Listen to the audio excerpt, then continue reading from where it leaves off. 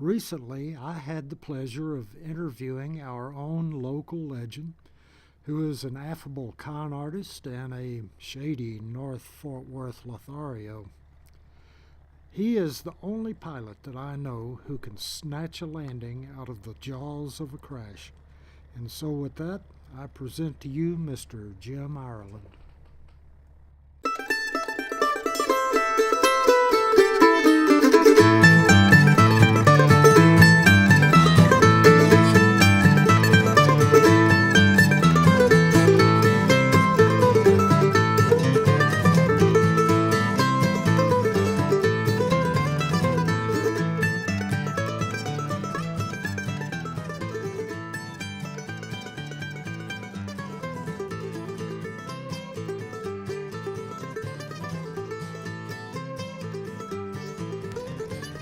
You just got back from your flight. You were out about, what, 20 minutes? 30? About 45. 45? Was it that long? I went over and tried to get your landing, but you did such an abbreviated traffic pattern that I don't know if I got it or not. But I did try to film it. Well, I like to land the pits with a 180-degree turn, which is the easiest way to come in quickly, and you can always keep the runway inside off to one side. So I do not do the long, typical traffic pattern when I do the landing. Now, the visibility over the nose of the pits is rotten, to say the best.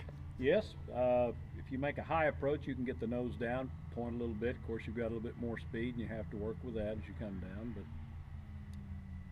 all in all, it's still very livable. Yeah. Typically, what speeds do you use? Let's say takeoff, climb out, cruise, then in the traffic pattern, on final, over the fence, that kind of stuff. I push the stick forward when I start the landing run or the takeoff run on a pits. That gets the tail up so that I can see very well. And probably at about 60 or 65, I will pull it off the runway and then let it accelerate. And if I want to do a really good climb, then I'll let it accelerate to about 160 and pull the nose up, and it'll climb out at probably 60 degrees and just keep on climbing. When I climbed out then, I went probably 2,000 feet AGL, way above the traffic pattern. It climbs, just will continue to climb like that. Of course, it's a great climbing airplane. Cruise speed on this one is about 135. It's got a low pitch prop that works extremely well for aerobatics. Of course, that reduces the cruise speed. I could probably get it up 15 or 20 if I wanted a better cruise speed, but I would not be able to do nearly as good aerobatics. And on landing, it slows down very nicely to about 100 in the pattern, and then as I come around, I'll slow it down to 90, making my approach, fly it down to the runway at about 85 and start the flare and set it down 3-point, and works very well that way. What is your stall speed on this airplane? Well, of course, it can be forced very, very slow. I can force the nose up and watch the airspeed come down to 50 or maybe even less, but you could never stall it close to the ground like that. It's a forced stall. I would think up in the air, if you were doing it more gently, it'd probably be around 55, 60. It's pretty easy to accelerate the stall in this airplane too, isn't it? Yes. With the heavy wing loading. Yes. What is the wing loading on this airplane? Do you know? Around 16 pounds, something like that? Well, if we say it's 700 pounds and a 200-pound pilot and 100 pounds of fuel, if we had 1,000 pounds and it's about 100 square feet, that's well, that only works out 10 pounds a square foot. Yeah, that's not too bad then. Where did I hear 16, 17 pounds a square foot? Glenn Frick, that's the way Yeah, he did you're his. probably exactly right. His airplane did not weigh 690 pounds. They weighed more in the range of 1,690 pounds. Yeah. And we're talking about a C model and not an S or a T or a or one of those muscle biplanes like Dan Clark has. And something that might be mentioned is that this is often called a flat wing Pitts, and that refers to the airfoil. Yeah. I just read an article today about a young pilot coming up with a flat wing Pitts, and that's common to call a C model a flat wing Pitts, and many people who have never been close to a Pitts see mine and go, oh, you don't have one of the flat wings, and yet I do. A Pitts C model is not really flat. That refers to the bottom of the wing, the airfoil. They're not really flat. They're not symmetrical, they're semi-symmetrical. Right. But they're not a Clark Y type flat bottom airfoil. That's a little bit of a misnomer. It's just not a full symmetrical like an S1S has. Yeah, technically it's the M6 airfoil. A very good old airfoil. Yes, it is, and it goes back way back. Way back. I think the GBs have an M6. I think you're correct. I think they did have an M6. It's a superb airfoil, and well, not only for cruising and just typical sport flying of any kind, but also it's a good aerobatic airfoil. It will fly almost as good upside down as it will right side up, but you do have to push that nose right on way above the horizon to keep it there. Yes, a little bit of forward pressure, and it loves upside down. It will just go and go and go upside down very nicely. Mm-hmm. Now, when you're doing maneuvers such as a loop, hammerhead, Cuban 8s, things like that, typically at what speed do you normally start those maneuvers? Let's say a hammerhead. And in this airplane, do you have to dive to get to that speed? Oh no, full throttle in this airplane loops great right out of level flight with no problem whatsoever. Have plenty of speed over the top. Of course, it's a good bit slower, typically down about 70 coming over the top, but it's got plenty of authority at the top and very easily goes over the top. And if you want to set a 45 and then do a half roll, it very easily, of course, does the Cuban coming back the other way because you've got even more speed.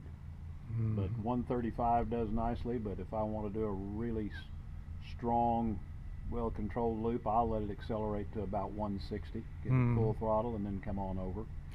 Well, you know, that I guess that has to do a lot with the way your airplane is propped.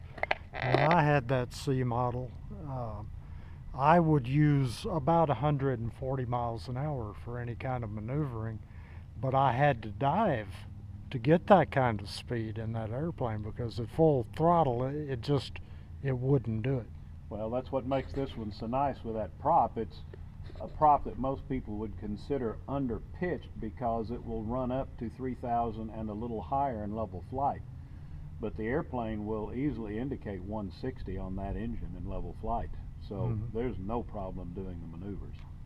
How many gallons of fuel do you have in this airplane? 19 usable. 19. And your fuel tank, is it set up with a flop tube for inverted flight? It has a flop tube, excuse me, and it does have inverted oil. It'll go over on its back and just stay there forever if I wanted to. So it does have, is it a Christian inverted oil system, or is it one of those ones that came before the Christians? It's the one that came before. Yeah. I don't remember the name, but it's been working quite well. Mm-hmm.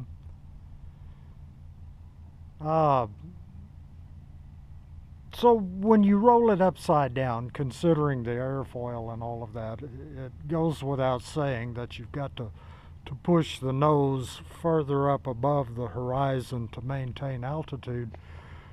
When you roll this airplane inverted, where do you usually set your horizon in relation to the cabane struts on the well, I'm usually looking out at quite often around here there's clouds, so I'll sight on a cloud, but I roll inverted, and instead of just setting the cabane, I'll look at the wingtip to see if I'm holding a level attitude, and quickly check the altimeter to see if my altitude is holding. If I need a hair more, then just push a little bit further forward. But it does not take very much.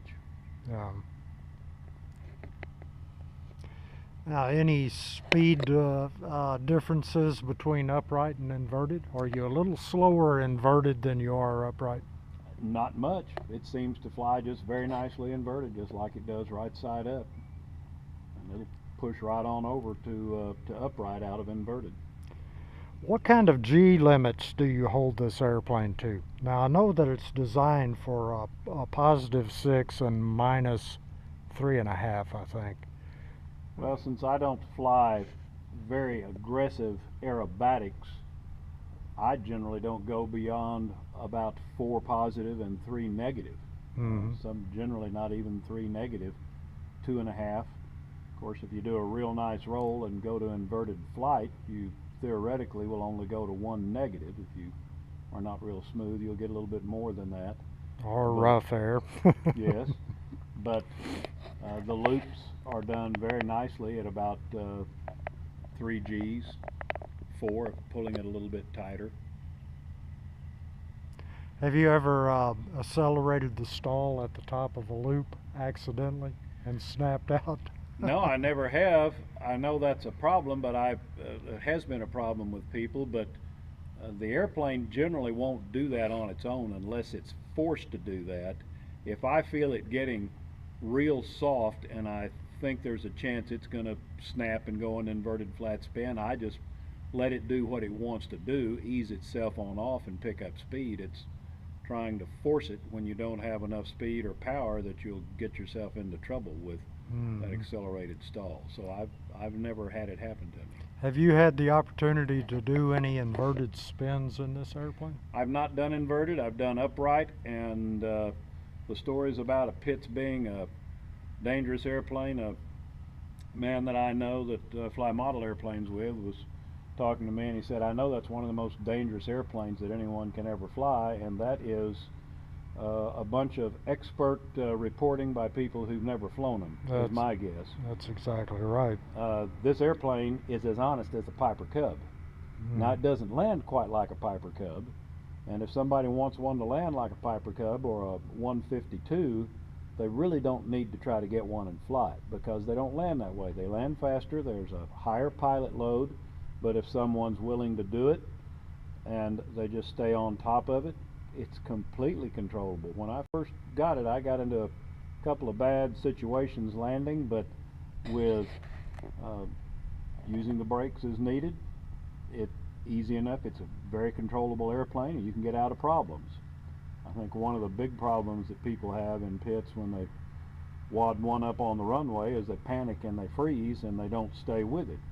I've had this airplane in some real bad situations on the runway just for a very short fraction of time, and it can be straightened out. It's not that bad, and I tell people that are going to solo a pits, if they're landing and it gets too much out of hand, if they're going that fast, all you do is shove the left hand forward and the thing will get away from the ground in a hurry, and you just go up and calm down and think it over, see what you did wrong, and then come back around and correct the problems. But the airplane is very honest. It will not stall and snap unannounced. One of the first times I had it wanted to stall was I got real slow on a landing, and it did not just jump out from under me. It let me know that it was getting slow and a little mushy, and just a slight bit of release of back pressure, it flew solidly again. So the airplanes are absolutely delightful to fly. There's certainly a lot of wicked stories circulating around about the Pitts Special and how they fly, and particularly about how they land. And it's unfortunate that a lot of people that really don't know better believe all of those stories. It is, because they simply are not true.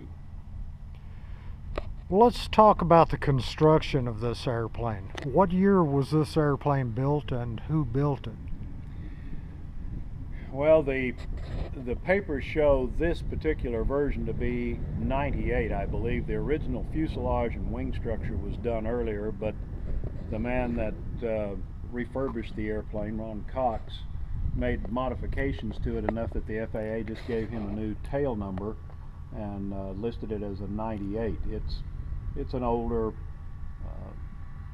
original construction. I think back in the late 70s or early 80s is when it was originally done, but it's just standard old-time aircraft construction, steel tube 4130 chromoly tubing for the fuselage, wooden wings and wooden ribs, and as I mentioned earlier, these ribs are wider than typical Pitts ribs. They're not a 1/4 inch wide or 1/4 inch square stock. They're 3/8 inch wide, so the wing is much stronger. Wooden spars and stainless steel flying wires, and they make a nice strong airplane. Fabric covering. The only sheet metal on it is the cowl and the fuselage back to the back of the cockpit, which makes it very easy to pull that off and get a good look at it to know what's going on inside once a year. Now the wing spars, they're built out of what kind of spruce? Sitka spruce. Sitka spruce, and that is becoming a problem to find nowadays at any price. Really, it's becoming so rare. I've heard that there are some places that will sell Douglas fir as replacement for Sitka spruce. Have you heard anything about that? I have heard that, and I've used some Douglas fir in construction, and it's a relative. You can look at it and it looks much the same. It's much stronger because it's much denser, and you can look at the FAA charts about wood characteristics and see that you can slightly downsize Douglas fir and come out with essentially the same weight and the same strength with a slightly narrower spar, or keep it the same thickness and you come up with a stronger spar. Mm-hmm. Now, a lot of people are afraid of the scarf joint in the top wing right there in the center sections. They're afraid to make that joint, and they're always looking for somebody, some expert woodworker to perform that joint for them. What is your take on that?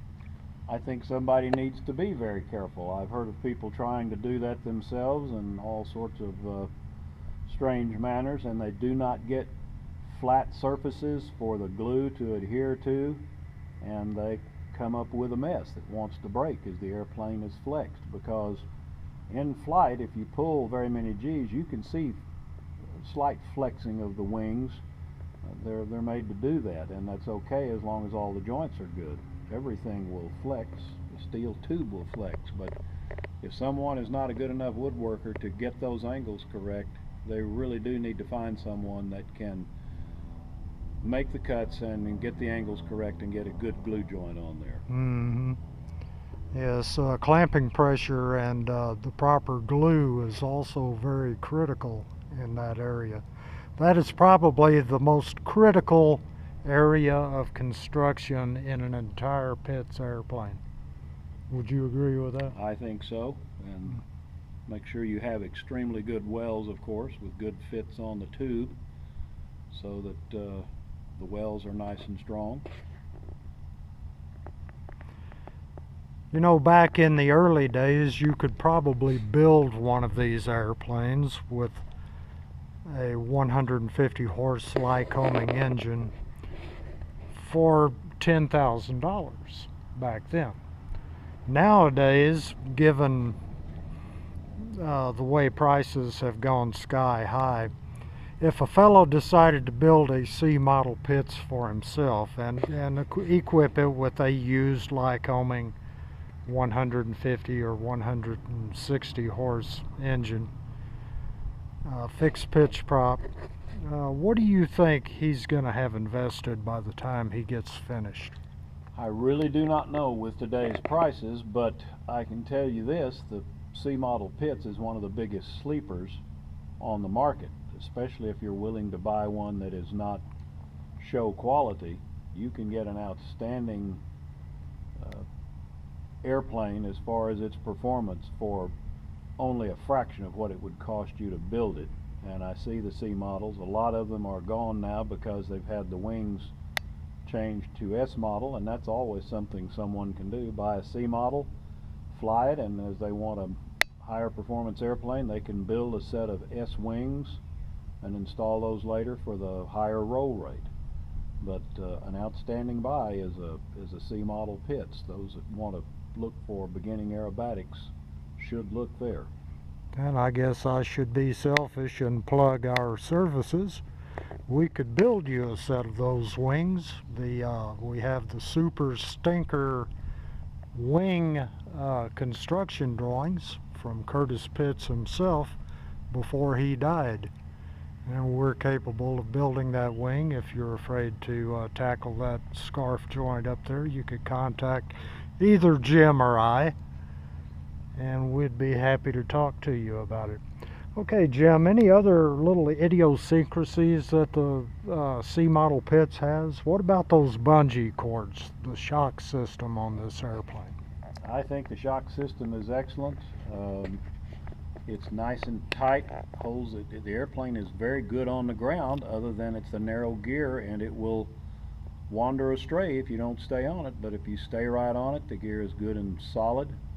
And I have a steerable tail wheel instead of the locking tail wheel. I had a locking tail wheel and it worked fine. I just like the steerable. It's easier to taxi a little bit faster with that. That looks like a Lang. Is that a Lang tail wheel? I believe it is. Yeah. Perhaps, I can't even remember. Yeah, I think it is. It's This good. airplane does have the braces on the horizontal stabilizer on the leading edge. Yes, that's a Makes it- modification that all C models should have. This is the small rudder. A larger rudder is always a good idea for kicking over and stall turns. And later on, perhaps I'll get around to building one of those. But it does well even with the original. Now, at this point, do you have a hooker harness in your airplane, or are you? I do going not. To... I have a 5-point shoulder harness, and then there is a small tube welded in between two of the vertical members. The small tube is horizontal, and it makes an outstanding place to put a belt that goes right across the lap. And instead of the belt pulling backwards and down, which is not completely down, that belt pulls me straight into the seat.